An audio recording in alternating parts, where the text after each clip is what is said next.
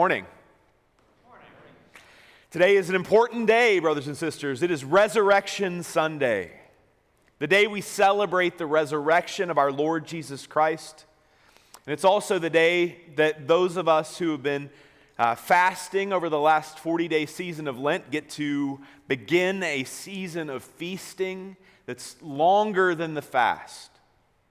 Whereas the fast is 40 days long, our Easter feast is 50 days long.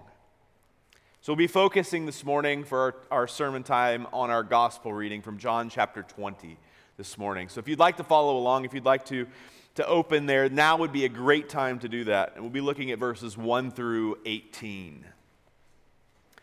So it may seem like a strange place to begin this happy morning, and perhaps it is a strange place, but I want to open our time together this morning by thinking about disappointment. Nothing sums up disappointment for me quite like the 2 seasons of high school baseball that I played.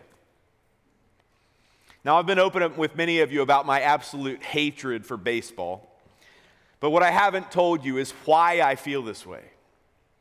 Now, I realize this might be an unpopular opinion, given that I'm talking about America's pastime, perhaps the most popular sport in America. And I will say that I did not always hate the sport of baseball. It was actually my favorite sport until I got to high school, when there was one guy on the baseball team who spent the majority of my freshman year attempting to make me as miserable as possible. So I decided to not play my favorite sport because someone was picking on me perhaps a little bit too much. I actually thought that I was probably done with baseball forever at this point because you miss a year, you're behind the curve, and you're probably never going to play again. But I got convinced my sophomore year to give it another shot. So I got excited. I bought a brand new glove, spent some time in the yard with my dad, passing back and forth. I was feeling good, ready to forget about the past and have a great year playing baseball. So I played JV my first year, which isn't shocking as I was only a sophomore. But it turns out that as the season progressed, I became a pretty good infielder. I was able to field pretty much any ball that came anywhere near me. I could hit okay, not great, but good enough. But my problem was, and it became a bigger problem over time, is that I totally psyched myself out about throwing the ball because of one game in particular my sophomore year. So this game was in Clay County, and it was a particularly muddy game. So I grabbed a ground ball down the third base line. I picked up this ball that had about a 1/4 inch of mud caked around it, and I just reared back and threw it as hard as I possibly could. It slipped out of my hand. It flew about 20 feet in the air and landed with a pronounced dong on top of the tin roof of the opposing team's dugout. The only thing to me louder that day than the ball hitting that tin roof was the laughter that followed from both my team and the opposite team. The story was told over and over and over again, and I have no doubt when we have our 20-year anniversary in a few months that it will again come up during that experience. But this experience replayed in my mind more and more as the story was told, even to the point during my junior season where I struggled to throw accurately from second base to first base. I'm talking about throws that my kids could make right now became difficult for me. Now, it's hilarious to think, but our team was so bad that given all of my throwing struggles, the fact that I couldn't throw 4 to 5 feet accurately, I still ended up starting about half the games that year. The other option that year at second base wasn't a great option either. He was struggling to make simple fielding plays, making a lot of errors, but he was hitting slightly better than me. So it kind of, you had to figure out who was worse on a given day, and that's who started. The team was struggling as well. We ended up having a team meeting and firing our coach. We got a new coach And if memory serves, we won very few, if any, games that season. It was pure disappointment. The emotion of the season was pure disappointment on every level. I did, though, have enough sense to retire after that season. I did not repeat the frustration my senior season, but there's nothing worse in the world than sitting on the bench for a team that's terrible. And though at this point in my life this felt like the biggest possible thing that could ever have happened to me, it all kind of feels a little bit silly at this point compared to the things that actually matter in life. Now imagine that everyone here has probably experienced, or maybe right now is in the middle of some sort of experience of disappointment with something that is much more significant than my high school baseball experience. What no one told me when I was playing high school baseball and suffering through playing or not playing high school baseball was that high school baseball is minor in comparison to the rest of the disappointments and unmet expectations that fill the rest of our lives. So the question is not whether we experience disappointment. My guess is that we probably all have something in mind right now that has been recently disappointing. Someone or something that did not live up to expectations. Now maybe you're in the middle of that right now, feeling hopeless and hurt because of some circumstances in your life that are beyond your control. Now, I don't think the question is whether or not we experience difficulties and disappointments in life, but rather what we do with that disappointment. We will experience seasons of unmet expectations, but how will we respond to those seasons? So let's turn to our text. Let's look together at John chapter 20. Because verse 1 says, "Now on the first day of the week, Mary Magdalene came to the tomb early, while it was still dark, and saw that the stone had been taken away from the tomb." So what's going on here? Well, speaking of unmet expectations, Jesus, who had spent the previous 3 years growing the expectation that he was the Messiah, had just been crucified. If you remember, expectations peaked a week ago. He had stopped avoiding the acclamation of people around him, and he was headed to Jerusalem. We saw him fulfill the prophecy that the Messiah would ride into Israel on a donkey. We saw them lay down palm branches, the symbol of victory, on the road in front of him. We saw them shout, "Hosanna," which literally translates, "Lord, save us." The message had been received rightly. Jesus was the Messiah. Yet when he came into Jerusalem, he didn't invite people to take up arms and fight. But he did go on to basically offend everyone. And he wasn't subtle about it at all. He told the chief priests and elders to their faces that tax collectors and prostitutes would go into the kingdom before they did. He told them many other parables, and they got the message. They were offended. He offended every group of people who thought they had it figured out. Several times, the different groups come and try to trap him, asking him questions about taxes and about the resurrection from the dead, or about the greatest commandment. And he tactfully and with grace in every situation answers their questions, turning the conversation toward them and the questions that they're actually asking. And it says the crowds are astonished at his teaching, and the religious leaders want to kill him. So they put together this plan to take him out. He's a revolutionary. He wasn't the first one to exist in Palestine at this time. There have been plenty more to this point, and the only thing to do to someone who has these views, if you're part of the religious establishment, is to kill them. So they cook up some ridiculous charges. They incite the crowd to riot. They convince Pontius Pilate against his better judgment to sentence him to death. He is crucified, he's placed in a borrowed tomb, and all hope is lost.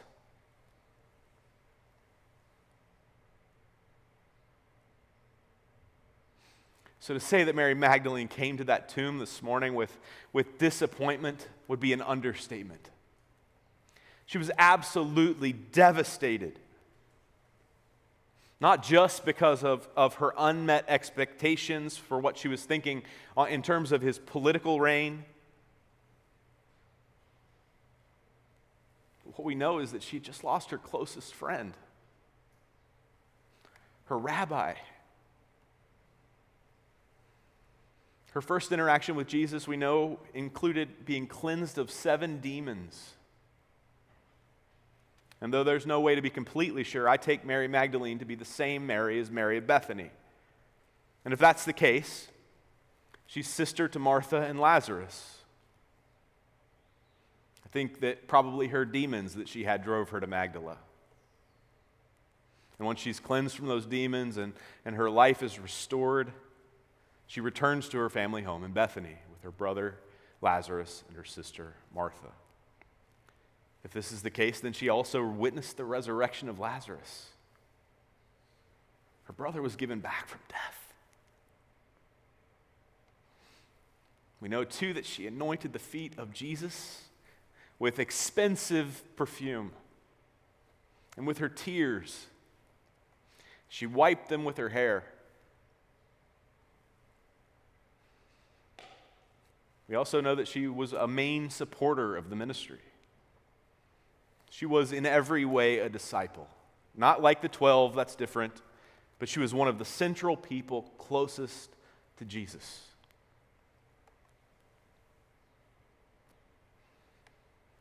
When he was killed, there's no doubt that she was heartbroken. Right?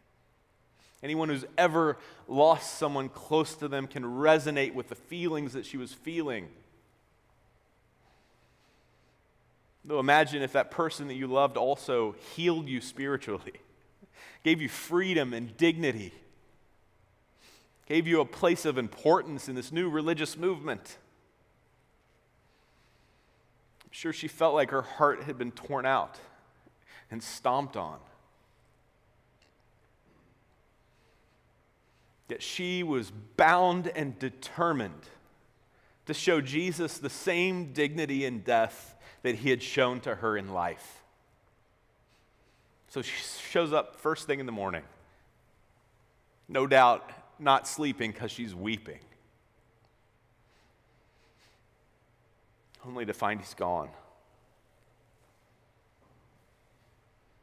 So let's pick up in verse 2. It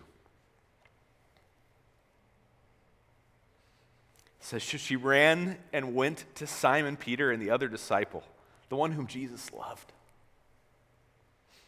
and said to them, "They have taken the Lord out of the tomb, and we do not know where they have laid him."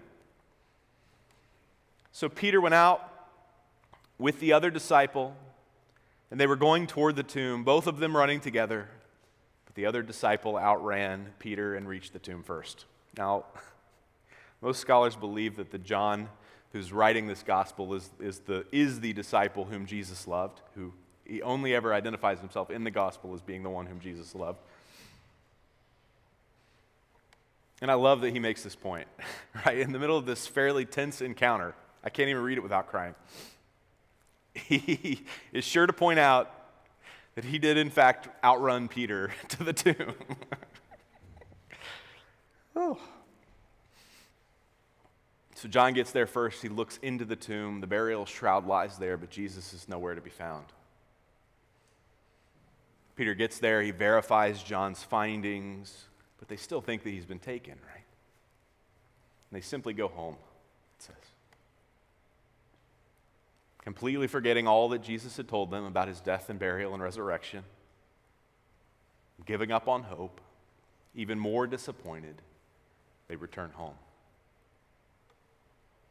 Dear sweet Mary, though, who's been through so much with Jesus, she can't even handle it, right? She just stood outside of the tomb and wept. Have you ever been in a place like this where despair washes over you so deeply that you can only weep?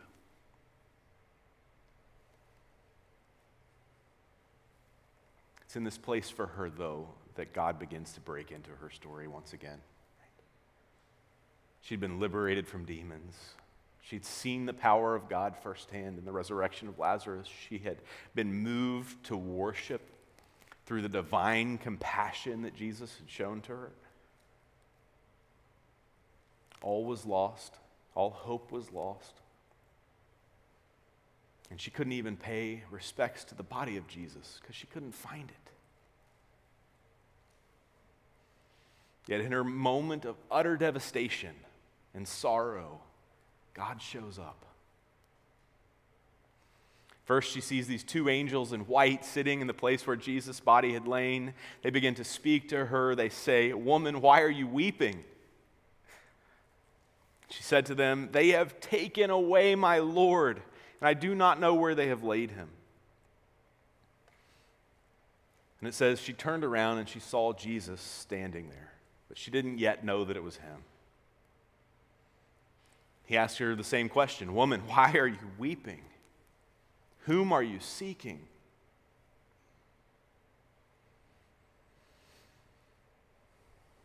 This whole scene's amazing to picture. She's in utter grief. She sees angels. She turns around and sees this guy asking her questions and assumes he's a gardener. She tells him, "If you've taken Jesus somewhere, just let me know where you've taken him." In her grief and disappointment, she's blind. She's blind to what we know God is doing in her story. That is until Jesus speaks her name. He says, "Mary." And immediately on hearing her name, she immediately recognizes and embraces Jesus. He tells her to go and tell the others. So she goes and announces to the disciples, "I have seen the Lord." Maybe you're here this morning, or if you're listening online, maybe you're here and you're with Mary at the empty tomb, emotionally. You're looking around at your life, and all you see are empty tombs full of disappointment and unmet expectations. Perhaps you're feeling like God is gone from your story, that he has abandoned you and all is lost. Perhaps your grief has blinded you from seeing Jesus in the bigger picture. Despair is all around you this morning, and the more joyful people are around you, the more you feel like punching them in their happy faces. Well, it seems that if Mary is our example this morning, you're actually in the place most likely to encounter Jesus. He could have first revealed himself to literally anyone, right? Anyone. But he chose Mary, and he did it at her lowest point. If this is you, I believe that the Lord wants to speak to you this morning. He wants to call you to himself. He wants to say your name so that you can listen and see him. Listen for his voice. Is he calling you this morning?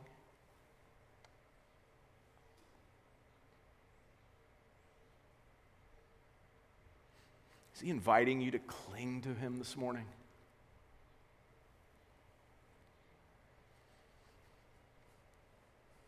Is he inviting you this morning to announce that you have seen the Lord?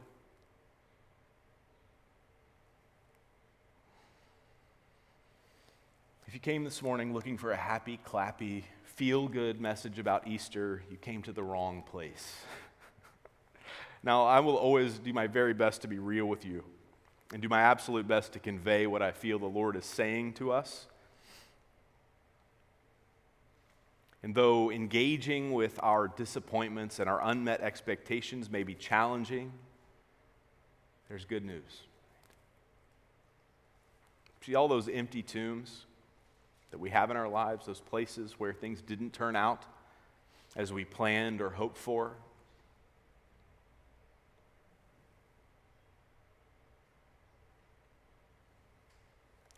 This is the very place that Mary could finally see things as they truly were. And it became an ultimate symbol of hope. The empty tomb was no longer a place of despair, a place where she could do nothing but weep. It turned into a place where death had been defeated once and for all. So she ran with joy to tell others. Can you imagine the flip? Perhaps the empty tombs in your life too will become the same symbols of divine victory. In fact, I know that they will, though we may not be able to see the connections in this life. But I think it's worth striving to hear the voice of the Lord and have a perspective shift to seek to understand how God is using even the most devastatingly disappointing things in our lives to become symbols of His victory. I think this is what Paul meant when he tells us in Romans 8 that God works all things together for the good of those who love Him and are called according to His purpose. Even the things that seem the worst and the most disappointing somehow divinely work for our good. Though how exactly that's the case, we may never know this side of heaven. That it is happening, we can rest sure in and invite the Lord to reveal how the empty tombs in our lives resemble His empty tomb. On initial inspection, they seem like evidence that all is lost. But upon further inspection, they are actually the place of resurrection and life. See, hope is essential to who we are as a church and to who we are as Christian believers. That's why we're here this morning. We serve a God who has overcome death on our behalf. He received the most brutality the world could offer. He bore our sin. He bore separation from the Father. And He rose again victorious over hell and the grave, and over the graves in our lives as well. He has accomplished it all on our behalf, which should fill us with all hope and believing. Let's listen this morning for the voice of Jesus revealing Himself to us. Listen for your name. Let's receive the perspective shift that comes in the empty tomb and the revelation. And let's run to tell others that we have seen the Lord. Because the most hopeful claim we make remains today that, Alleluia, Christ is risen. The Lord is risen indeed. Alleluia. I offer this to you in the name of the Father, the Son, and the Holy Spirit.